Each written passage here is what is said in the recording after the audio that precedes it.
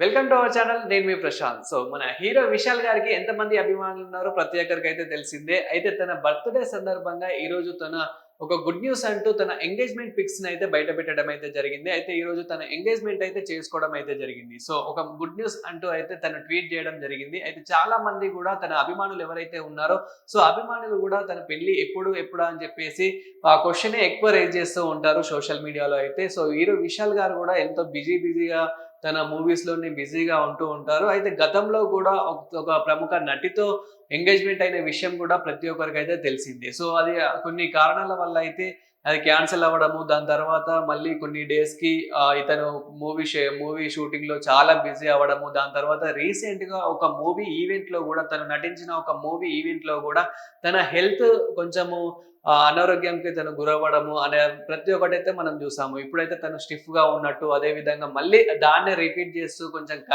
Comedy గూడా చేసిన సంఘటనలు గూడా మనం చూస్తూ ఉన్నాము.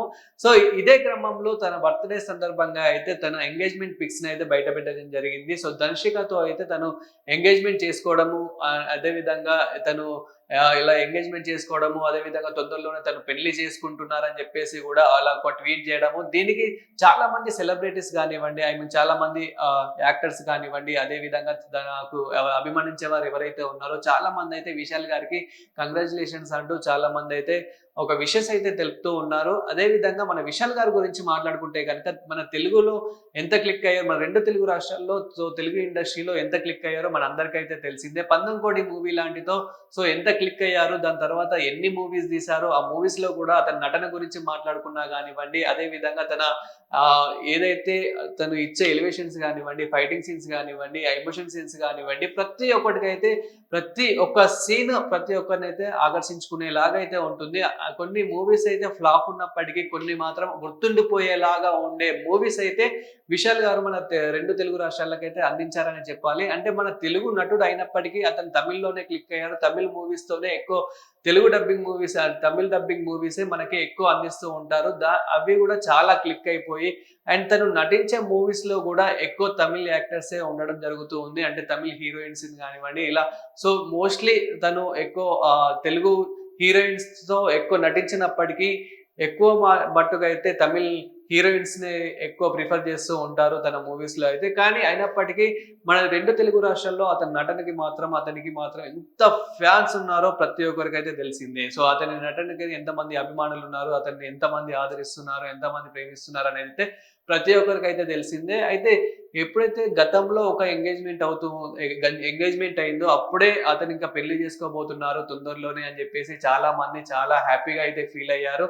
కానీ కొన్ని కారణాల వల్ల అది క్యాన్సెల్ అవ్వడము అండ్ దానికి కూడా కొంతమంది బాధపడడం అయితే జరిగింది. సో దాని తర్వాత మళ్ళీ ఒక యాక్టర్ వరలక్ష్మి గారితో కూడా ఎఫ్ఐఆర్ ఉంది అని చెప్పేసి అలా కూడా కొన్ని రూమర్స్ అయితే వచ్చాయి. సో ఇది కూడా ఎంతవరకు నిజం అనేది అది కూడా పక్కన పెడితే గనుక ఇలా చాలా రూమర్స్ అయితే వచ్చాయి. ప్రముఖ హీరోయిన్స్‌తో ఇలా ఎఫ్ఐఆర్స్ ఉన్నట్టు ఇలా కొన్ని విజువల్స్ రావడం గానీ, వాళ్ళు కలిసి మాట్లాడినా గానీ, ఇంకా ఈ హీరోయిన్‌తో కొన్ని ఎఫ్ఐఆర్ ఉందని చెప్పేసి ఇలా కొన్ని రూమర్స్ అయితే రావడం అయితే జరిగింది. సో అది పర్సనల్.